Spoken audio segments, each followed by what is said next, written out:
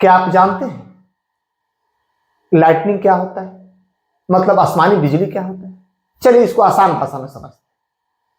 पृथ्वी जब गर्म होती है तो इसके इर्द गिर्द हवाएं भी गर्म हो जाती हैं, और ये गर्म हवाएं चूंकि हल्की होती हैं अतः ये ऊपर उठने लगती हैं, जिनको अप ड्राफ्ट कहते हैं। ये ऊपर उठती हुई हवाएं अपने साथ मॉइस्चर और वाटर वेपर लेकर जाती हैं। जैसे जैसे ये ऊपर जाती है ये ठंडे होती जाती है, और वाटर वेपर कुछ आइस के छोटे छोटे पार्टिकल में चेंज जाता है ठंडे होकर, और कुछ वाटर के ड्रॉपलेट में चेंज जाते हैं।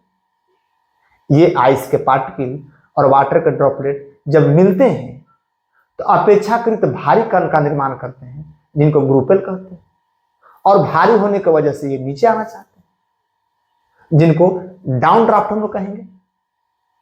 अब ऊपर जाते हुए आइस के पार्टिकल और नीचे आते हुए ग्रुपेल आपस में घर्षण की वजह से चार्ज होते हैं।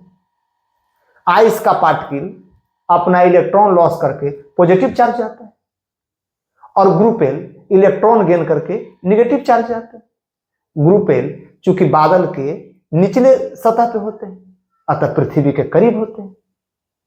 नेगेटिव चार्ज होने की वजह से ग्रुपेल पृथ्वी के इलेक्ट्रॉन को रिपेल करते हैं, और जब इलेक्ट्रॉन को रिपेल करते हैं तो रिपल्सन की वजह से इलेक्ट्रॉन हो जाते हैं दूर, और पृथ्वी का भाग हो जाता है पॉजिटिवली चार्ज। अब बादल का नीचे वाला भाग निगेटिवली चार्ज और पृथ्वी का ऊपर वाला भाग पॉजिटिवली चार्ज। अब दोनों के बीच अट्रैक्शन होता है, इलेक्ट्रोस्टैटिक फोर्स, मतलब पोटेंशियल डिफरेंस एराइज होता है, विभवांतर उत्पन्न हो जाता है। और ये इलेक्ट्रोस्टैटिक फोर्स या पोटेंशियल डिफरेंस इतना ज्यादा हो जाता है, पोटेंशियल डिफरेंस तो लाखों वोल्ट हो जाते हैं। अब इसके वजह से बीच में जो हवा कुचालक होता है बिजली का, उनका भी आयनाइजेशन हो जाता है, डाइलेक्ट्रिक ब्रेकडाउन होता है, और वो इलेक्ट्रॉन पोटेंशियल डिफरेंस की वजह से ज्यादा एनर्जेटिक होते हैं और वो नीचे आना चाहते हैं, पॉजिटिव चार्ज उनको अट्रैक्ट कर रहा होता है। अब वो पृथ्वी की तरफ आते हैं और हम लोग कहते हैं कि बिजली गिरा। ये क्लाउड टू ग्राउंड है। तो इस तरह से ये पूरा प्रक्रिया होता है। जब बिजली गिरता है तो बहुत बड़ी मात्रा में ऊर्जा रिलीज होती है।